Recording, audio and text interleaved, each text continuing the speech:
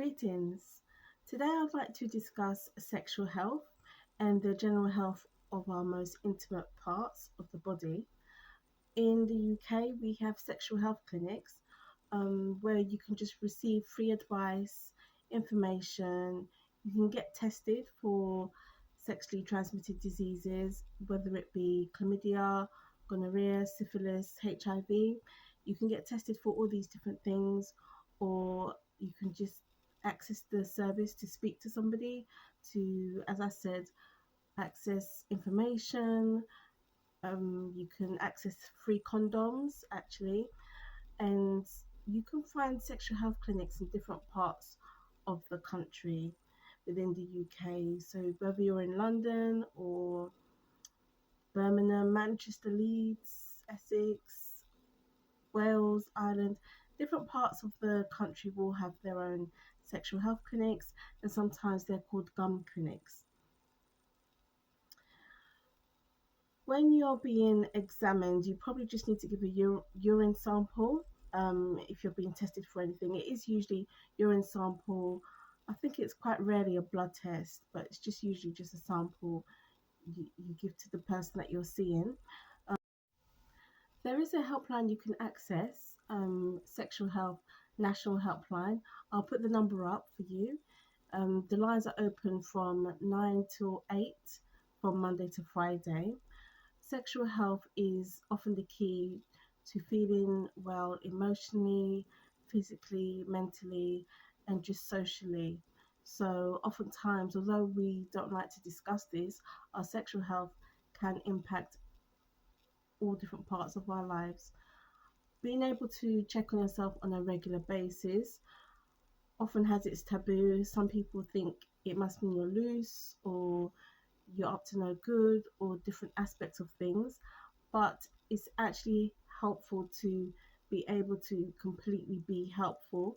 So instead of just looking good, you know that you are good and your health is in tip top condition. What I will say is being healthy sexually is also an indication of how much you respect yourself and how much you respect other people. So if you are sexually active or doing different things where you feel you may need to monitor yourself carefully, going to a sexual health clinic would be a priority.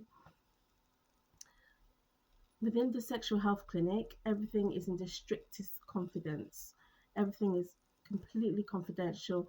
The information doesn't even go to your own GP. So your own GP doesn't even have access to your sexual health history unless you decide to volunteer information. Otherwise, it doesn't even go to your GP. So all sexual health information is in the strictest of confidence, and you can speak about absolutely anything. And this is for all ages, for all sexualities, for all sexes, male, female, for everybody. And you can even access some vaccines there as well. Some sexual health clinics may be able to provide you with the HPV vaccine or the monkeypox vaccine or anything else that you feel that may be suitable after you've had a consultation. Although this can be a topic that's very uncomfortable to speak about for some, it's very important. So I would just recommend a visit to the sexual health clinic. No judgment. There's no stigma apart from what might be in your own mind, and it's just free of charge, strictly confidential. The information isn't even sent to your own GP, and they'll be able to discuss testing with you or just general advice, general information. They give out free condoms as well, and so there's so many different things that you can access there, whether it be information or an actual service. If you are being tested for something, it is usually a urine sample. It may be a blood test, but usually urine sample. But ultimately, your health is priority, so it is recommended to visit there when needed. I'd also like to speak about the cervical screening program in the UK. So cervical screening is a program that's for people that are between 25 up to 64. It's every 3 years, and it's an examination of the cervix. It's for women that have a cervix, and your cervix is between your vagina and your womb, just there. And some people may find the examination uncomfortable. It shouldn't be painful, perhaps slightly uncomfortable. It's usually carried out by a female nurse, um, and you usually have the option to have a chaperone. The cervical screening, which is often called a smear test, is to monitor any abnormal cells, such as the HPV cell, human papilloma virus. And the earlier this is detected, the easier it is to give treatment for. If it's developed and it's left a long time, or the lady presents at an advanced stage, it can be more difficult to treat. A lot easier just to find any abnormal cells, additional monitoring, and then given the all clear once it's been treated successfully. Amongst Black and Asian women, the smear test rate is very low. It's a lot lower than our white counterparts. There's lots of reasons for this. However, it, it is a good idea to attend these appointments when invited. So the cervical screening program has been designed to be able to identify abnormal cells early, as that is when it's easy to treat. So the whole program is is in order to prevent the development of the abnormal cells, the HPV, the human papilloma virus cells, from developing into an aggressive cancer. So highly recommended to go.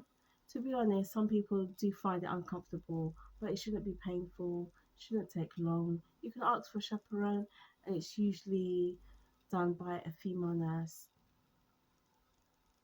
If you would like more information on this, you can access information online, or you can perhaps speak to somebody qualified for more information on smear tests or cervical screening. So between 2008 and 2009, there was a huge uptake of women under 50 going for their smear tests. We believe this was related to a tragedy that played out in media. There was a young lady called Jade Goody, and she'd had abnormal results in she'd had abnormal results on 3 occasions, and she ignored the abnormal results. Once you have abnormal results, you have to be monitored on a more regular basis.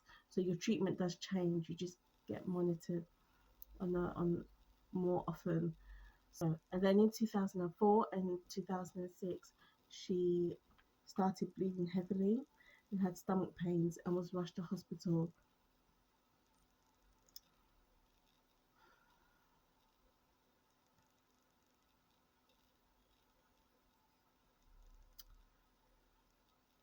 In August 2008, she made the announcement publicly that she'd been diagnosed with cervical cancer, and in February 2009, she made public that she was terminal.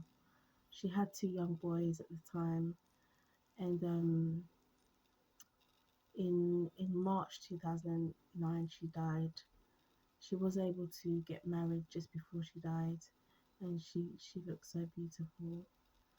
Um, so we do believe that there was a direct link between her case and the amount of women that absolutely flooded their surgeries for the cervical smear test. If you need more information, if you need more advice, I will put links in the description box, and you can read through that information to make a decision for yourself.